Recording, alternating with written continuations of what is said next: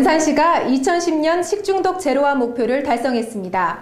안산시에서는 2년 전 모 고등학교에서 식중독 사고로 인해 270여 명의 학생들이 피해를 본 바 있는데요.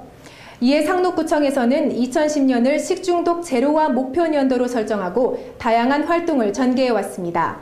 상록구청에서 전개해온 활동과 앞으로 전개 방향에 대해 이야기를 나눴습니다.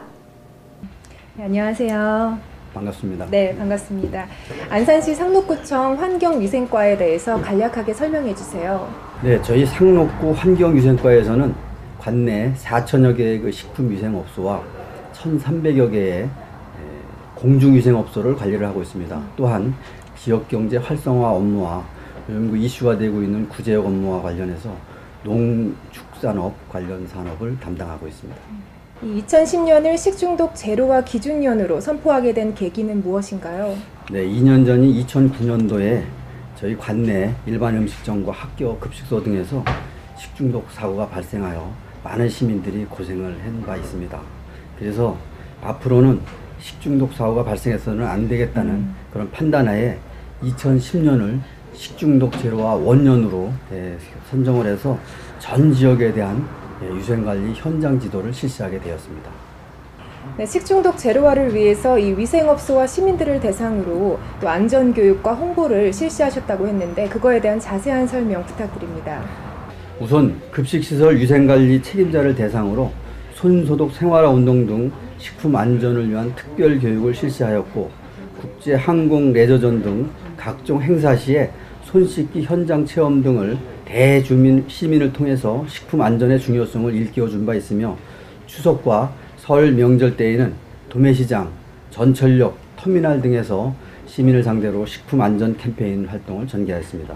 또한 가장 취약한 시기인 장마철에는 관내 음식점 및 급식소를 대상으로 업소를 직접 방문하여 현장 지도 등을 실시한 바 있습니다. 네, 이 업소나 시민들에게 식중독 위험을 알리는 것도 중요하지만 역시 식중독 발생 위험이 높은 곳은 학교나 기업체, 단체 급식소인데요. 이런 곳에서는 어떻게 식중독 예방 활동을 전개하셨나요? 네, 관내 사회복지시설 급식소, 기타 집단급식소에 대하여 14개소에 자동 손소독기를 설치하여 위생관리 종사자에 대한 실습교육을 실시한 바가 있습니다. 또한 각 업소에 조리종사자 위생상태 점검 및 조리기구 등에 대하여 검사 장비를 활용하여 식중독균 현장 검사를 실시한 바 있으며 410개소의 부적합 업소를 적발하여 행정조치를 내리고 재점검, 재검사를 통해서 조리장의 위생상태를 개선한 바 있습니다. 네, 업소 지도 점검 시에 여러 소비자 단체들과 함께 합동 점검을 하셨다고 들었습니다. 어떤 소비자 단체와 또 어떻게 활동을 전개하셨나요? 투명성 확보를 위해 소비자 단체 소속회원 17명을 소비자 감시원으로 위촉하여 합동 점검을 실시하였으며 점검 내용은 업소의 위생상태 검사, 식중독균 현장 검사, 조리종사자 위생상태 점검 등을 실시하였습니다. 그 결과 196개소를 적발하여 현장에서 행정처분 내린 바가 있습니다. 합동점검 참여 소비자단체는 YWCA, 대한주부클럽, 대한전국주부교실, 녹색소비자연대 등 행정에 신뢰성이 있는 소비자단체로 해서 소비자 입장에서 점검을 하고 업소에서도 만족하는 그런 결과를 받았습니다. 2010 식중독 제로화 목표 달성과 더불어서 앞으로의 식중독 예방 활동은 어떻게 진행됩니까? 작년이 식중독 제로화 원년이었다면 금년은 2차년도가 되겠습니다.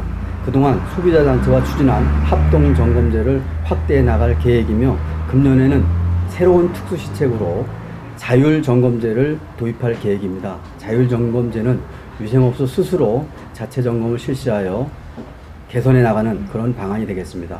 또한 저희 환경위생과에서는 금년에도 예방행정에 주력하여 식중독 사고가 한 건도 발생하지 않도록 최선을 다해 나갈 그런 계획입니다. 네, 평소 식중독을 예방할 수 있는 간단한 방법이나 습관에 대해서 한 말씀 부탁드립니다.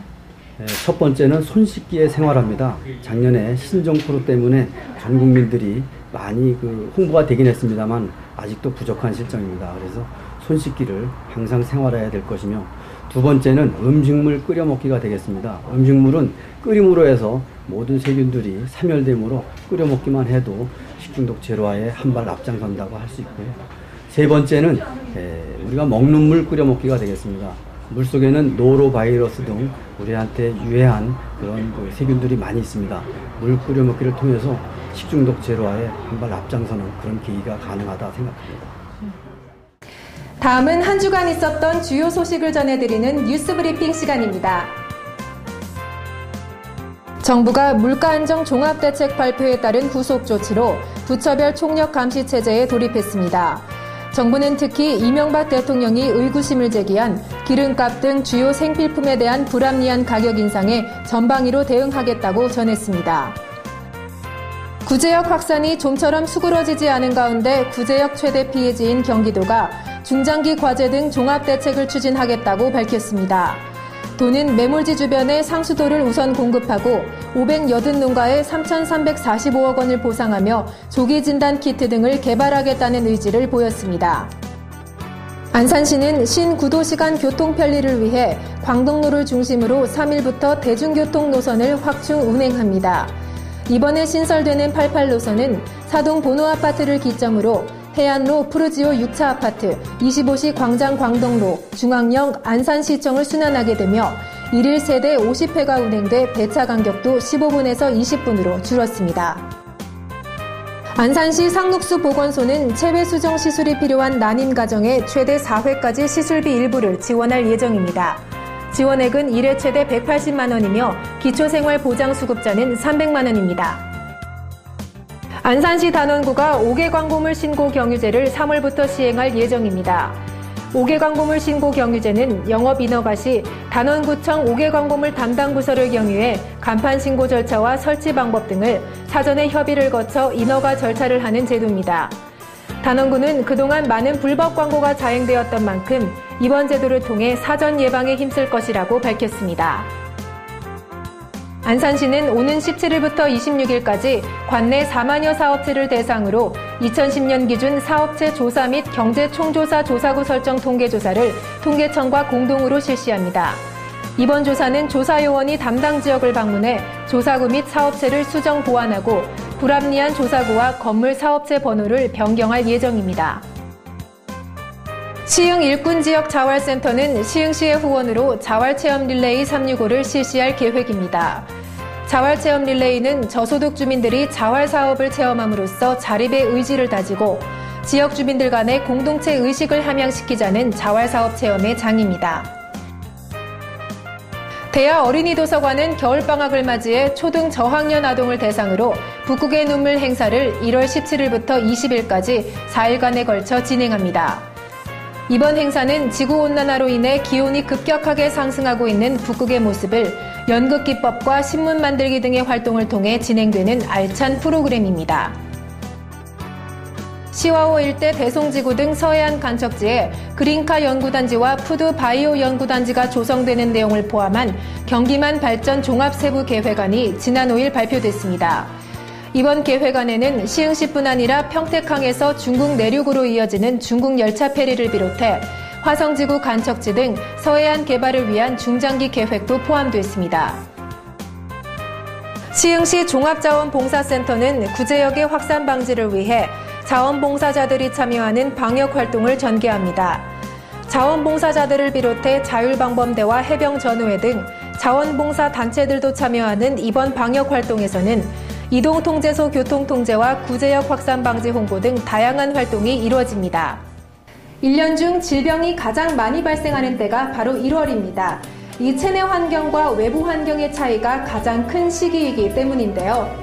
올해 겨울은 유난히 눈이 많이 내리고 강추위가 계속되고 있습니다. 겨울철 건강관리에 유의하시기 바랍니다. 2011년 첫 번째 IPTV 뉴스, 오늘은 여기까지입니다. 시청해주신 여러분 고맙습니다.